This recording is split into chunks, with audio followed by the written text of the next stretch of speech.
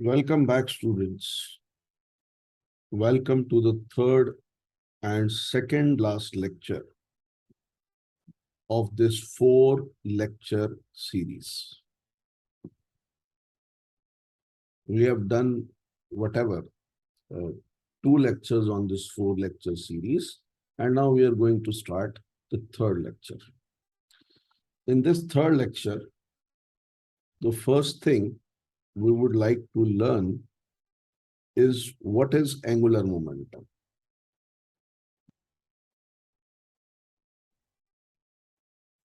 Angular momentum बच्चा party L से लिखा जाता है, that is the symbol.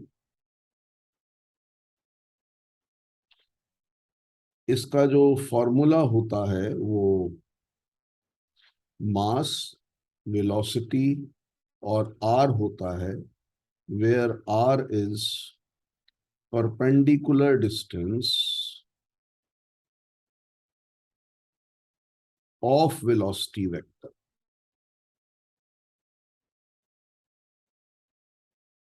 About point. Angular momentum बच्चों किसी पॉइंट के हिसाब से निकाली जाती है. जैसे मान लो तुम्हारे नाक के रिस्पेक्ट में निकालनी है तो परपेंडिकुलर डिस्टेंस तुम्हारे नाक से लेना होगा. ठीक है जी. चिन से निकालनी है तो चिन से लेना होगा. माथे के बीच से निकालनी है तो परपेंडिकुलर डिस्टेंस माथे का लेना होगा. वेलोसिटी कौन सी लेनी होगी? जिस पॉइंट पर एंगुलर मोमेंटम निकालनी है. हमें कहा जाएगा कि फलाने पॉइंट पर एंगुलर मोमेंटम निकालो, right, with respect to this point. तो जिस पॉइंट पर निकालनी है वहां की वेलोसिटी और जो जिस पॉइंट के रिस्पेक्ट में निकालनी है वहां तक का डिस्टेंस. सेकेंड थिंग, ये एक बहुत कॉमन चीज है बेटे कि अगर ये इंक्लाइंड प्लेन है, ये एंगल थीटा है, ये कोई भी बॉडी पड़ी है, तो एक्सलरेशन ड्यू टू ग्रेविटी इस डायरेक्शन में तो g के बराबर होती है और ये एंगल भी थीटा ही आता है, तो इस डायरेक्शन में g cos थीटा होती है और इस डायरेक्शन में g sin थीटा होती है. तो ये कंपोनेंट्स हमें अगर याद रहें तो आने वाले कुछ सवाल हमें मतलब हमारी फिजिक्स को इजी आउट कर देंगे. तो सबसे पहली चीज है एंगुलर मोमेंटम और दूसरी चीज है component of acceleration due to gravity और तीसरी चीज है सेंट्रीपिटल फोर्स. जब भी हम सर्कल में होते हैं तो हमें एक फोर्स की जरूरत पड़ती है जिसका नाम होता है सेंट्रीपिटल फोर्स, राइट. ये mv² r के बराबर होता है और ये हमेशा टुवर्ड्स सेंटर होता है. अब जैसे प्रोजेक्टाइल का पाथ पैराबोलिक है तो पैराबोला जो है हम कह सकते हैं दिस इज पैराबोलिक. भाई यहाँ पर अलग सर्कल बन रहा है रेडियस का, यहाँ पर अलग सर्कल बन रहा है, तो डिफरेंट डिफरेंट पॉइंट पर अलग अलग सेंट्रीपिटल फोर्सेस होंगे. एक सिंगल सर्कल में आपकी स्पीड सेम है, रेडियस सेम है, बट प्रोजेक्टाइल में आपकी स्पीड लगातार बदल रही है, आपका रेडियस लगातार बदल रहा है, तो it is but obvious you know that centripetal force will continue to change at every point. जिस भी पॉइंट पे हमें सेंट्रीपिटल फोर्स निकालनी है हमें उस पॉइंट पर स्पीड लेनी होगी और उस पॉइंट पर हमें आर निकालना होगा. और in most cases this force is provided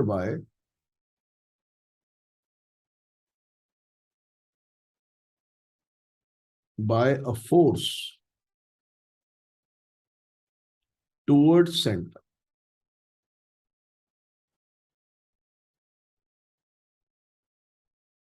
And in projectile motion, this force will always be gravitational force, यानी कि mg. So now let's move to the question. The first question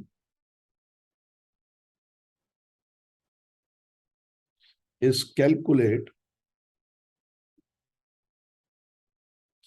angular momentum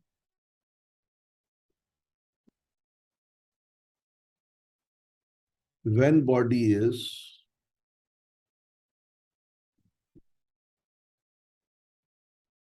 at highest point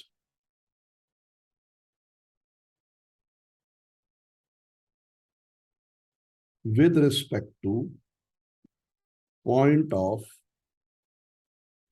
projection. हमें क्या करना है, read carefully, हमें angular momentum निकालनी है with respect to point of projection. हमें ये दिया गया है, this is the path of projectile. हमें कुछ बातें दी गई हैं जो हम ग्रीन कलर से बना रहे हैं. हमें ये दिया गया है कि हमने बॉडी को यू स्पीड से फेंका है. हमें ये दिया गया है कि हमने ये काम थीटा एंगल पर किया है. ए पॉइंट ऑफ फायरिंग है, बी पॉइंट ऑफ इम्पैक्ट है. और हमें निकालना क्या है, जब हमारी बॉडी हाईएस्ट पॉइंट पर होती है तब बॉडी की एंगुलर मोमेंटम क्या है with respect to point of projection. तो सबसे पहले बेटे एंगुलर मोमेंटम निकालने के लिए मास चाहिए, राइट.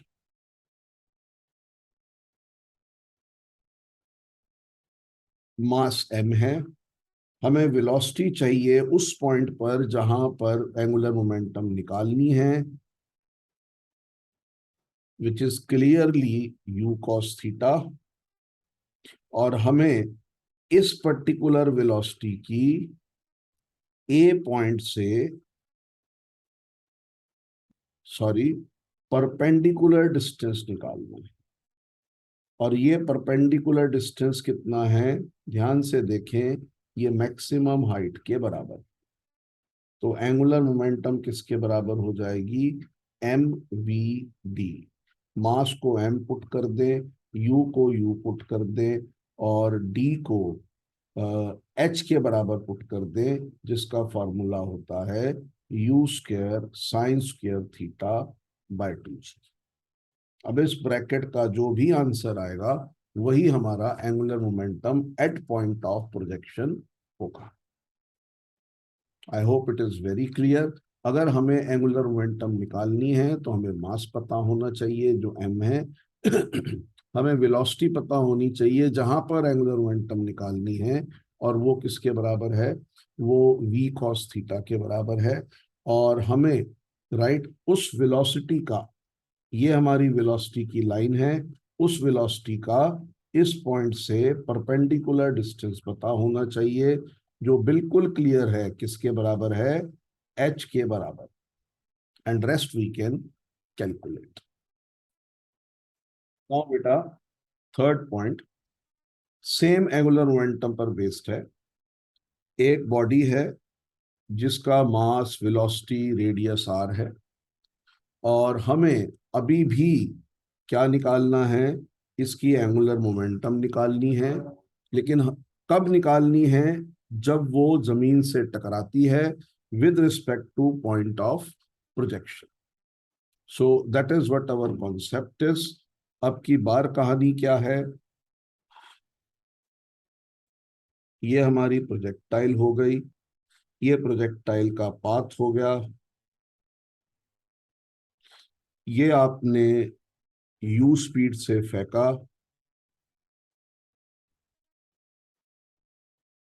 थीटा एंगल पर. आप अच्छी तरह जानते हैं ये किस वेलोसिटी से वापस टकराएगी, ये u से ही टकराएगी. और कितने एंगल पर टकराएगी, थीटा एंगल पर, राइट. जिस पॉइंट के अबाउट एंगुलर मोमेंटम निकालना है वो a है, और जिस पॉइंट पर निकालना है वो b है, और जिस पॉइंट के हिसाब से निकालना है वो a है. तो फिर एंगुलर मोमेंटम में हमें कौन सा फॉर्मूला चाहिए, मास, वेलोसिटी, r. r को हम अक्सर r परपेंडिकुलर लिख देते हैं. मास तो बेटा m ही है. वेलोसिटी कौन सी ले, हम क्या करेंगे, वेलोसिटी के दो कंपोनेंट बना लेंगे. ये कंपोनेंट कौन सा हुआ, यू कॉस थीटा, और आप देख सकते हो ये वेलोसिटी ए से ही पास कर रही है। तो अगर वेलोसिटी उसी पॉइंट से पास करे, राइट, जिस पॉइंट के अबाउट हमें एंगुलर मोमेंटम निकालनी है, तो उस वेलोसिटी का आर परपेंडिकुलर 0 होता है। और एक बना you sine theta. You sine theta की ये लाइन है, और ये लाइन ए से कितनी दूरी पर है? रेंज डिस्टेंस की दूरी पर है। तो दूसरा बना, सॉरी, यू साइन थीटा, और इस यू साइन थीटा का परपेंडिकुलर डिस्टेंस कितना है? रेंज। तो ये हमारा रेंज की तरह काम करेगा, और ये जो है वो यू साइन थीटा लिया जाएगा। So therefore angular momentum will be mass. Velocity you sine theta क्यों ले रहे हैं? क्योंकि यू कॉस थीटा जो है वो कंपोनेंट ए से ही पास करता है, और इसका जो परपेंडिकुलर डिस्टेंस है वो रेंज के बराबर है। अब हम रेंज का फॉर्मूला पुट कर देते हैं, which is u square sine 2 theta या sine theta cos theta multiplied by g. Answer अपने आप आ जाएगा, and I don't need to fight for that particular answer, right? ठीक है जी। देखो, आप कह सकते थे सर इस वेलोसिटी का परपेंडिकुलर डिस्टेंस निकालो, उसमें थोड़ी सी हमें दिक्कत हो जाता है, पर हम लंबा मेथड पड़ जाता है, राइट? सो एंगुलर मोमेंटम हमें दो तरफ निकालनी आनी चाहिए, हाईएस्ट पॉइंट पर with respect to point of projection, और पॉइंट ऑफ इंपैक्ट पर again with respect to point of projection. Yes बेटा। अब हम नेक्स्ट क्वेश्चन ले रहे हैं। The next question is radius of curvature निकालना। ये भी हम दो जगह करें। सबसे पहले हमें रेडियस ऑफ कर्वेचर निकालना है जब हमारी body highest point. Rule number 1, radius of curvature circle का हो। तो वो सर्कल कहाँ है? वो सर्कल यहां है, ये देखिए।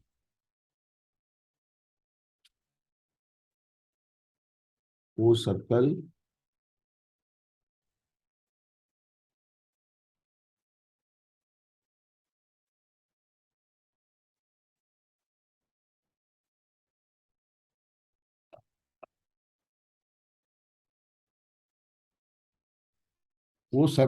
यहां है, और उस सर्कल का सेंटर ये है।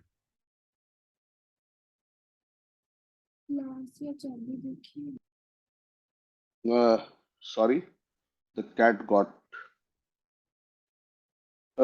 Anyway, so we need to find radius of curvature, और जब भी रेडियस ऑफ कर्वेचर निकालना होता है हमें दो बातें ध्यान रखनी पड़ती है। एक, हमें सेंटर की तरफ कोई ना कोई फोर्स ढूंढना होता है। पहली बात, हमें निकालना क्या है? हमें बेटा कुछ भी करके ये रेडियस निकालना है। इस रेडियस को हम रेडियस ऑफ कर्वेचर बोलते हैं, right? Let me draw it a little Fairlie. हमें ये रेडियस ऑफ कर्वेचर निकालना होता है। अगर रेडियस ऑफ कर्वेचर निकालना चाहते हो तो सबसे पहले आप इस पॉइंट पर tangent to the centre velocity निकालो, जो हाईएस्ट पॉइंट पर कितनी होती है? u cos theta.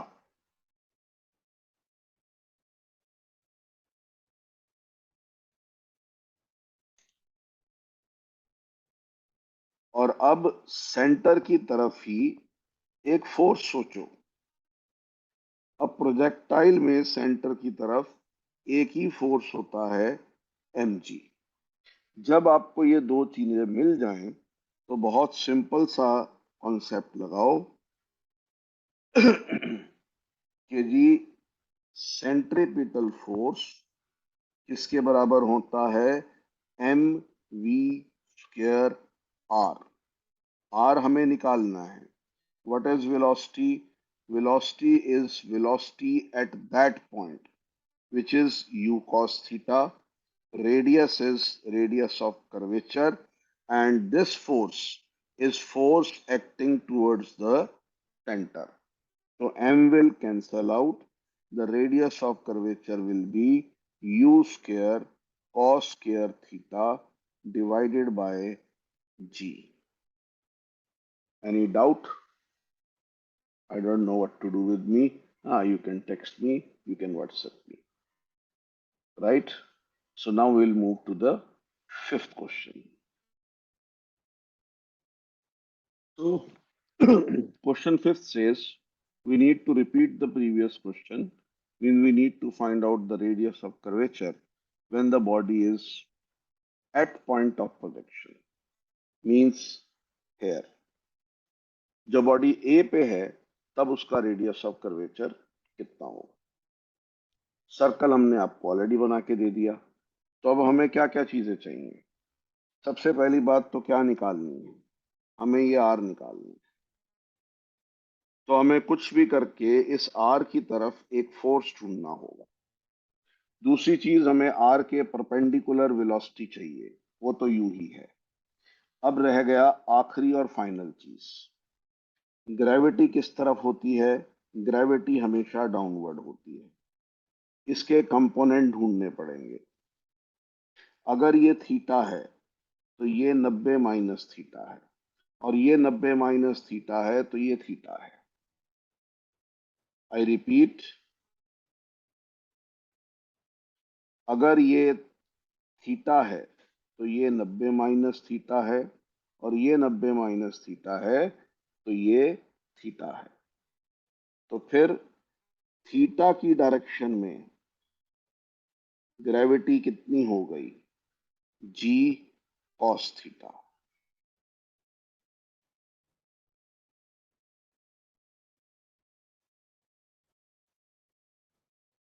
राइट?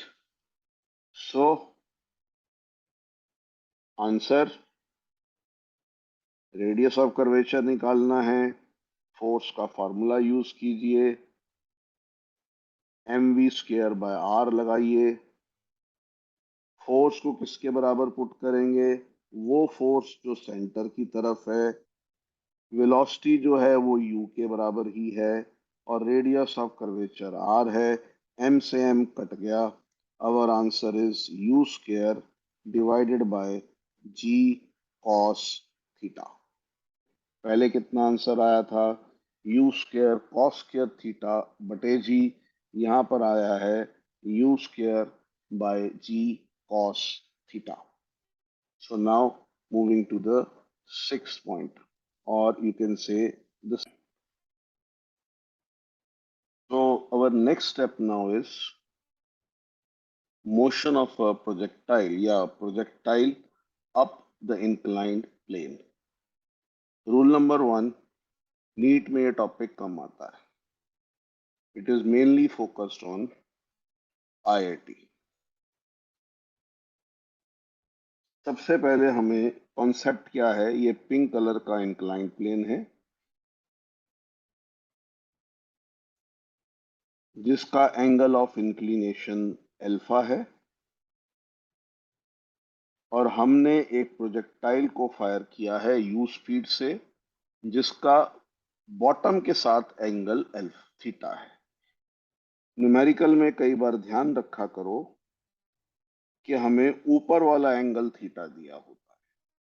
सो हम जो डेरिवेशन कर रहे हैं वो विद रिस्पेक्ट टू बेस है, and in the numerical you will check it whether the angle is with respect to base or with respect to incline. सबसे पहले हम क्या करेंगे, हम लोग इस इंक्लाइन को एक्स एक्सिस बोलेंगे, और इसके परपेंडिकुलर को हम वाई एक्सिस बोलेंगे। यानी हमारे लिए ये कुछ नहीं है, हम इसको एक तरह से टेढ़ा कर रहे हैं। हम इस पूरी डायग्राम को अल्फा डिग्री घुमा रहे हैं। याद रखो मैंने कहा है इक्वेशन बनाने के लिए प्रोफाइल जरूरी है। अब ग्रेविटी इस डायरेक्शन में कितनी होती है? Check the start of the lecture. G sine alpha. और इस डायरेक्शन में कितनी होती है? G cos alpha. इस डायरेक्शन में वेलोसिटी कितनी हुई? U cos theta minus alpha. और इस डायरेक्शन में कितनी हुई? U sine theta minus alpha. Very very simple. तो अब एक्स कंपोनेंट बनाते वक्त सिर्फ एक्स का ध्यान रखना है और वाई की इक्वेशन के वक्त सिर्फ वाई का ध्यान रखना है। सबसे पहले हम वाई की इक्वेशन बनाएंगे। S equal to u T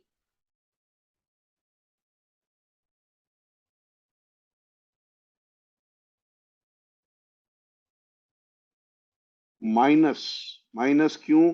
क्योंकि gravity is opposite to projectile. Remember incline का अल्फा हम फिलहाल कांस्टेंट लेकर चलेंगे।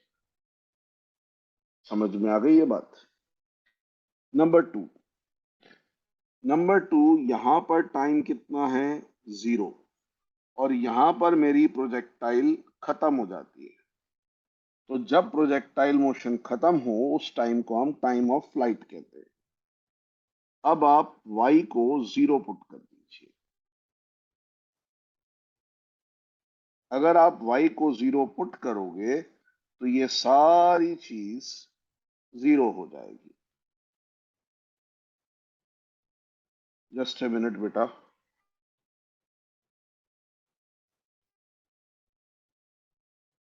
तो ये सारी चीज 0 हो जाएगी।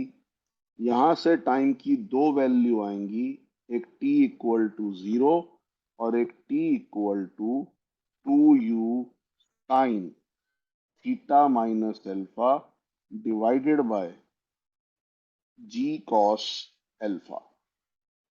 और यही हमारा टाइम पीरियड है। टाइम पीरियड मुंह से निकल गया।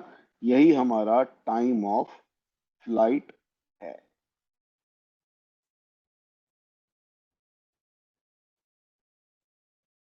बात समझ में आ गई?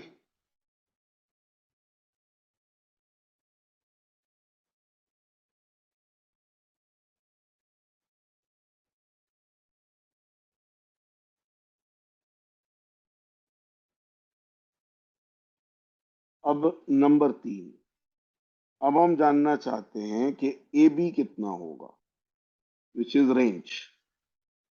अब एक्स कोऑर्डिनेट किसके बराबर हुआ?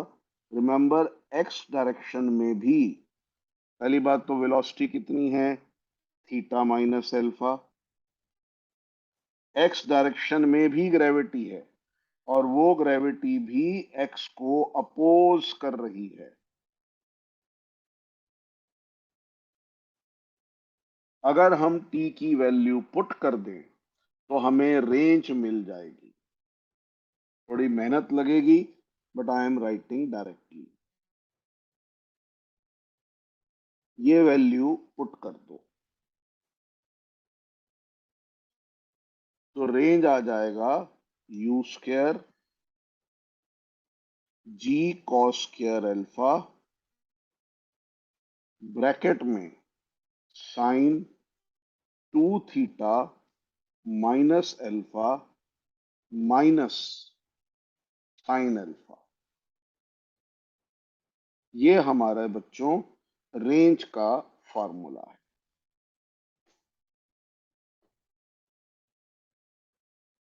ठीक है जी, क्लियर हो गई बात? याद रखें इसमें ये चीज कांस्टेंट है। तो एक बार मैं इसको कॉपी ले लेता हूं because this will be required. अब फॉर मैक्सिमम रेंज जो एंगल पार्ट है वो मैक्सिमम होना चाहिए,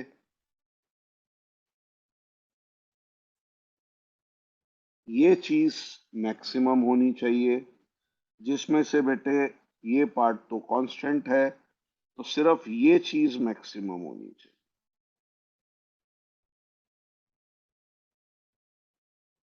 और ये चीज कितनी होनी चाहिए? 90 डिग्री। तो फिर थीटा जो है वो 45 डिग्री प्लस अल्फा बाय 2 यानी कि pi by 4 plus alpha by 2 पर मैक्सिमम होगा। So this is the fourth result. और fifth result is going to be इस मैक्सिमम वैल्यू की, मतलब इस मैक्सिमम रेंज की वैल्यू क्या होगी।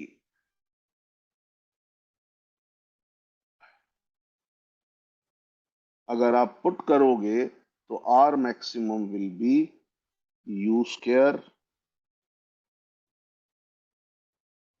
जी कॉस स्क्वायर अल्फा, और ब्रैकेट में क्या था, ये सब, जिसमें ये चीज 90 डिग्री के बराबर है। So it will be u square g cos square alpha 1 minus sine alpha. अब we can write cos square alpha as 1 minus sin square alpha, so it becomes u square divided by g 1 plus sin alpha. Okay, clear? So first thing is we will change the coordinates. We will again reconsider the velocity profile and acceleration profile. First y coordinate, then x coordinate. Y coordinate को 0 put करोगे तो height maximum, sorry, time of flight आ जाएगा। Time of flight की मदद से range आ जाएगी। Range की मैक्सिमम के लिए एंगल पार्ट मैक्सिमम होना चाहिए, तो एंगल आ जाएगा, और फिर मैक्सिमम रेंज की वैल्यू भी आ जाएगी। तो ये हो गए 1 2 3 4 और 5 पॉइंट।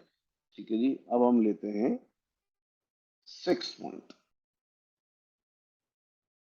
इन 6 point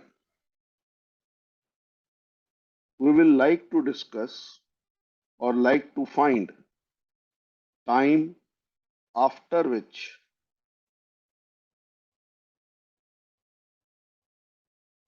vertical component becomes zero। क्योंकि अगर आप इस प्रोजेक्टाइल में ध्यान दें तो इस पॉइंट में क्या होता था कि ठीक यहां पर वी वाई 0 होता था, आधा टाइम उससे पहले आधा टाइम उसके बाद। तो क्या सेम कॉन्सेप्ट यहां भी वैलिड है? आइए देखते हैं। अब आप कौन सी वेलोसिटी की बात कर रहे हो? V y. तो आप वी वाई को ही लोगे, और v किसके बराबर होता है? u u y, which is u sine theta minus alpha. v is equal to u minus g t is equal to 0। ठीक है जी, तो यहां से t की वैल्यू आ जाएगी u साइन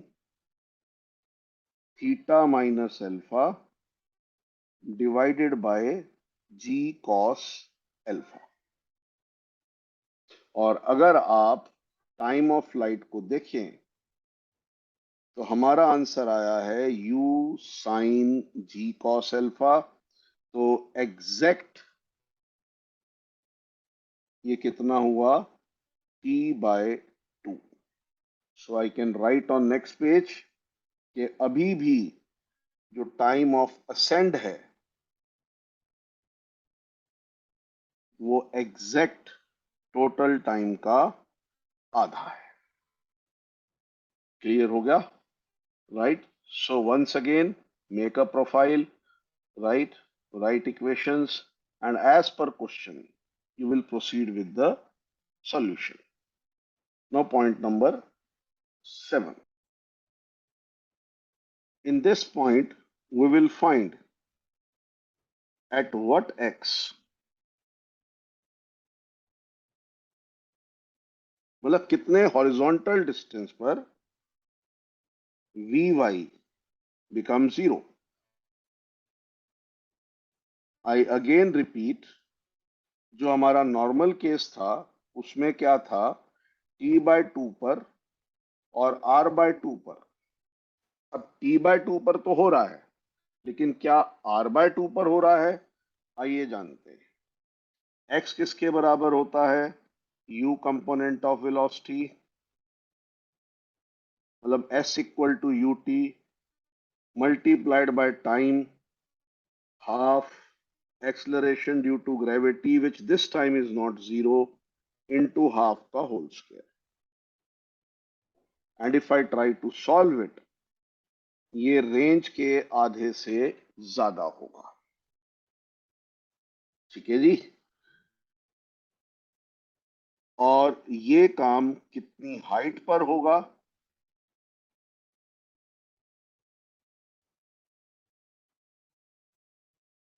हाइट के लिए आप ये इक्वेशन यूज कर लो, vy uy 2ay into y, 0 u sine theta minus alpha whole square equal to twice of minus sine theta minus alpha into y. अरे अरे अरे अरे, sorry sorry sorry sorry sorry, sine alpha, g sine alpha into y. I made again a mistake. G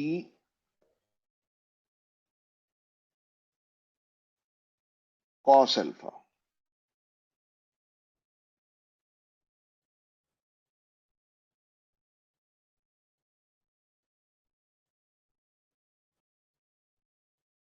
into y.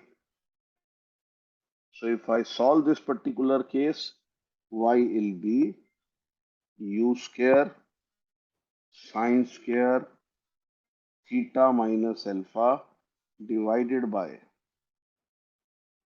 2g cos alpha। इतनी height पर ये सारा कुछ होगा। तो ये है बेटे हमारा projectile fired up the incline plane. हमें equation of y, equation of x बनानी आनी चाहिए।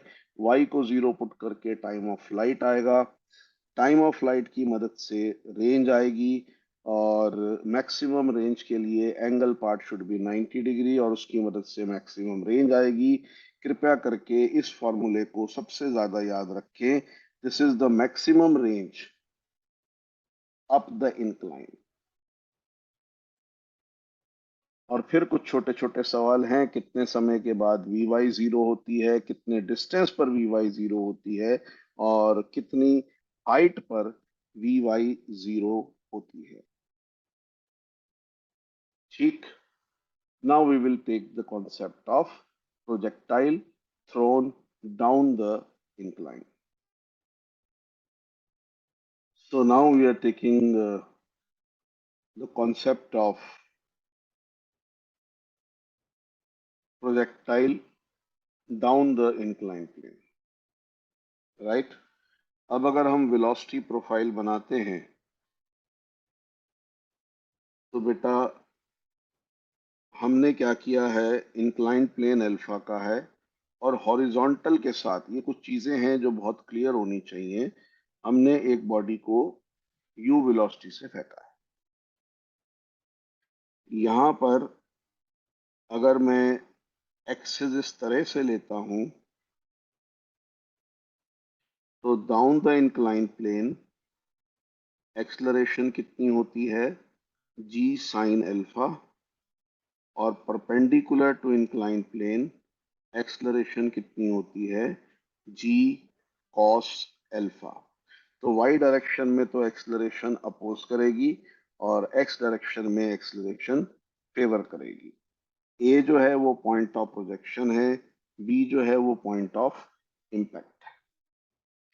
तो अगर हम पहली इक्वेशन बनाएं which will be of y will be, initial velocity कितनी हो गई, u, sorry it is wrong, this is cos and this is sin।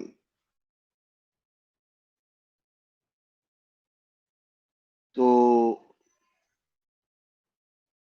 Equation हो गई u sin theta plus alpha, gravity is opposing it, g t square, और x direction में u cos theta plus alpha into t plus half g, slide change, g की value जी नहीं है, Y direction में जी जो है वो कॉस है, और एक्स डायरेक्शन में जी जो है वो साइन है alpha. Let me check the diagram. Yes, there was a phone call in between that distracted me a bit. अब हम टाइम ऑफ फ्लाइट निकालेंगे। उसके लिए हम y को 0 पुट करेंगे।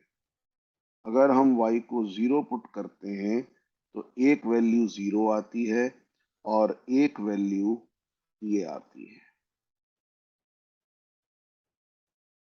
Double divided by g cos alpha. तो टाइम ऑफ फ्लाइट किसके बराबर हो गया, 2u sine theta plus alpha divided by g cos alpha. ये सारे फॉर्मूले याद करना थोड़ा मुश्किल है, जितना डेरिवेशन याद करोगे उतना बेटर होगा। थर्ड पॉइंट, अब हम रेंज निकालने की कोशिश करेंगे, और रेंज के लिए हम क्या करेंगे, टाइम की वैल्यू कैपिटल टी के बराबर पुट करेंगे इन एक्स, और एक्स किसके बराबर था, you cos theta plus alpha multiplied by T plus acceleration भी फेवर कर रही है कॉस अल्फा के हिसाब से।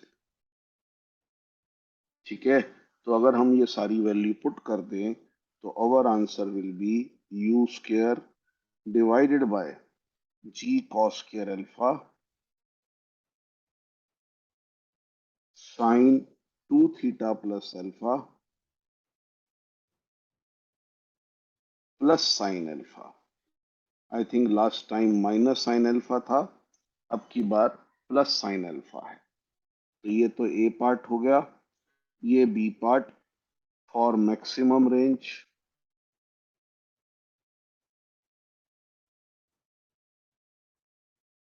2 theta plus alpha should be equal to 90 degree. Alpha is, oh sorry, theta is 90 degree minus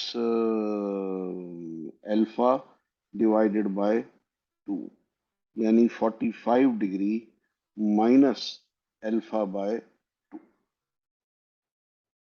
और अगर यही वैल्यू हम पुट कर दें तो आर मैक्सिमम की वैल्यू आएगी यू स्क्वायर जी स्क्वायर की जगह जी, उसमें 1 माइन प्लस था, इसमें 1 माइनस आएगा।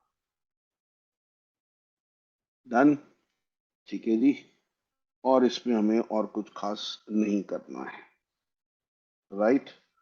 We will continue with some questions now. The theoretically we can say I think one or two concepts are still valid left.